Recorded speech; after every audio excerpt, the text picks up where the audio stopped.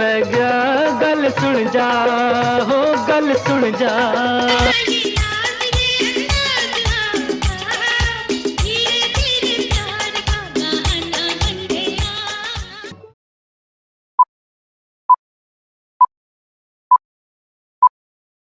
پاکستانی اداکارہ ماہپارہ پاکستانی فلمی صنعت کی ان اداکاراؤں میں ایک تھی جس نے اپنے عین دور عروج میں شادی کر کے شوہر اور گھریلو زندگی کی خاطر اپنا کیریئر قربان کر دیا اور پھر کبھی پیچھے مڑ کر فلم انڈسٹری کی طرف نہیں دیکھا۔ ایک سید گھرانے کی لڑکی مسرت کس طرح ماہپارہ بنی اور رنگ و روپ کی دنیا کی چکا چون روشنیوں میں اپنا نام کمایا، پاکستان کی 4 مشہور زبانوں پشتو، اردو، پنجابی اور سندھی فلموں میں کام کرنے کا اعزاز حاصل کیا۔ یہ سب معلومات جاننے کے لیے ویڈیو کو لاسٹ تک دیکھیے۔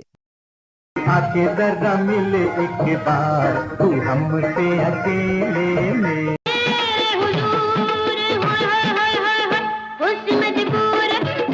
ماہپارہ سندھی فلموں کے ذریعے اردو فلموں میں آئی، پھر پنجابی فلموں میں کام کر کے مقبولیت سمیٹی۔ خوبصورت نے نقش اور درمیانے قد کی یہ اداکارہ 1950 میں سندھ کے شہر حیدرآباد میں پیدا ہوئی۔ اس کا پیدائشی نام مسرت تھا۔ اس کے والد شیر شاہ ایک سید خاندان سے تعلق رکھتے تھے اور اپنی بیٹی سے بہت پیار کرتے تھے، اس لیے اسے زیادہ سے زیادہ تعلیم دلانے کے خواہش مند تھے۔ ماہپارہ بچپن سے ہی ایک پرجوش لڑکی تھی۔ اسکول کے زمانے سے ہی اسے کھیل اور فنون لطیفہ سے دلچسپی تھی اور اسکول کے اسٹیج ڈراموں میں وہ بڑھ چڑھ کر حصہ لیتی تھی۔ اسے اداکاری کا شوق تھا اور وہ بھی فلمی ہیروئن بن کر لاکھوں دلوں کی دھڑکن بننا چاہتی تھی۔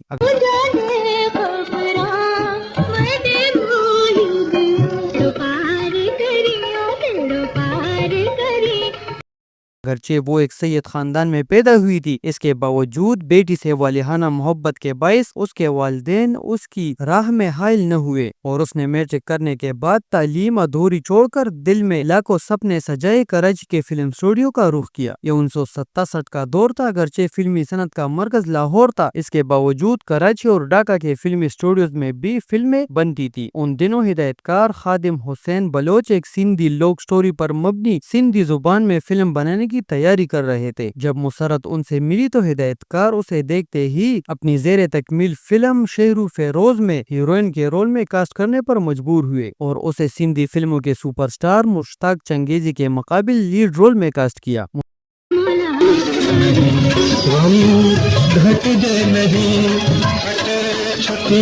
مسرت کی خوشی کا کوئی ٹھکانہ نہیں تھا کیونکہ اسے پہلی ہی فلم میں بطور ہیروئن کاسٹ کیا گیا تھا۔ اس نے اپنا فلمی نام ماہپارہ رکھ لیا اور فلم کی شوٹنگ میں مصروف ہو گئی۔ شہرو فیروز ریلیز ہوئی اور زبردست کامیابی سے ہمکنار ہوئی۔ ماہپارہ اور مشتاق چنگیزی کی جوڑی کو بہت پسند کیا گیا اور دونوں کو ایک اور سندھی فلم چانڈوکی میں کاسٹ کیا گیا۔ چانڈوکی تیار ہو کر 1969 میں ریلیز ہوئی اور کامیاب رہی۔ یہ دونوں فلمیں کراچی میں بنی تھی اور اس کی کامیابی نے ماہپارہ کو فلمی صنعت میں پہچان دی۔ 1970 میں ہدایت کار شیخ حسن نے اداکارہ ترنم کی ذاتی اردو فلم جھک گیا آسمان بنانے کا آغاز کیا تو وہ ماہپارہ کو بھی ایک اہم کردار میں کاسٹ کرنا نہیں بھولے۔ اس فلم میں ماہپارہ کا کردار ثانوی نوعیت کا تھا اور یہ ماہپارہ کی پہلی اردو فلم تھی۔ فلم اگرچہ ناکام ثابت ہوئی لیکن ماہپارہ کو مزید اردو فلمیں دلانے کا سبب بنی۔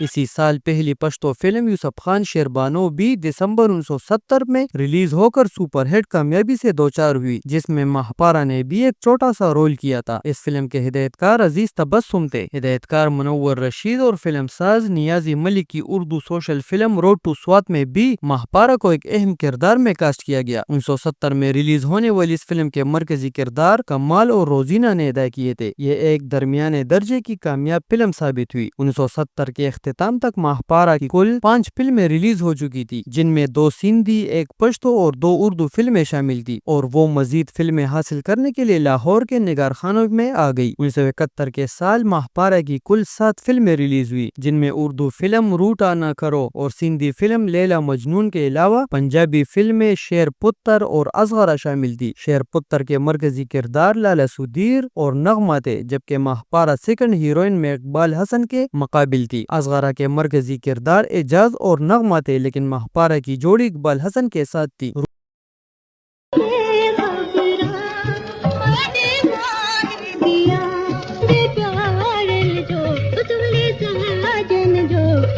ٹوٹا نہ کرو میں ماہپارا کمال اور شبنم کے ساتھ ثانوی رول میں تھی، جبکہ سندھی فلم لیلا مجنون میں اس کی مرکزی جوڑی مشتاق چنگیزی کے مقابل تھی۔ ہدایت کار S.A. بخاری کی سپر ہٹ اردو فلم آنسو میں بھی ماہپارا کا اہم رول تھا۔ M سلیم کی پنجابی فلم یار بادشاہ میں ماہپارا سیکنڈ ہیروئن کے طور پر اداکار افضل خان کے مقابل تھی۔ یہ بھی ایک ہٹ فلم تھی۔ اسی سال ماہپارا کو ہدایت کار اقبال یوسف کے ساتھ پہلی بار کام کرنے کا موقع ملا، جب وہ ان کی اردو فلم ایک سپیرا میں کاسٹ ہوئی۔ ایک سپیرا کے ہیرو خود اقبال یوسف تھے اور ان کے مقابل ہیروئن ماہپارا تھی۔ اس فلم کی شوٹنگ کے دوران اقبال یوسف ماہپارا کی زلفوں کے اسیر ہوئے۔ اقبال یوسف اس سے قبل اداکارہ بہار بیگم کے ساتھ شادی کر کے ایک تلخ تجربے سے گزر چکے تھے اور اب ایک مخلص جیون ساتھی کی تلاش میں تھے، جو انہیں ماہپارا کی صورت میں ملا اور دونوں نے شادی کر لی۔ اور 1971 کا سال ہی ماہپارا کے کیریئر کا مصروف ترین سال ثابت ہوا۔ شادی کے بعد اس نے اقبال یوسف کی خاطر کیریئر کے عین عروج پر فلم انڈسٹری چھوڑ کر گھریلو زندگی اپنائی۔ 1972 کے سال اس کی آخری 2 فلمیں ریلیز ہوئی، جس میں اقبال یوسف کی اردو فلم ہل اسٹیشن اور ہدایت کار محمد بشیر رانا کی پنجابی فلم قاسو شامل تھی۔ قاسو میں بھی اس کی جوڑی افضل خان کے ساتھ تھی۔ ماہپارا کی پنجابی فلم لاہوریا کبھی ریلیز نہ ہو سکی۔ 1.5 درجن فلموں میں کام کرنے کے بعد اس نے شوہر کی خاطر فلم انڈسٹری چھوڑ دی۔ ان کے 2 بیٹے تھے، عدنان اقبال اور سلمان اقبال۔ شوہر اقبال یوسف کا انتقال 1995 میں لندن میں ہوا، جبکہ ماہپارا طویل عرصے سے گردوں کے عارضے میں مبتلا ہو کر 12 جون 2020 کو انتقال کر گئی۔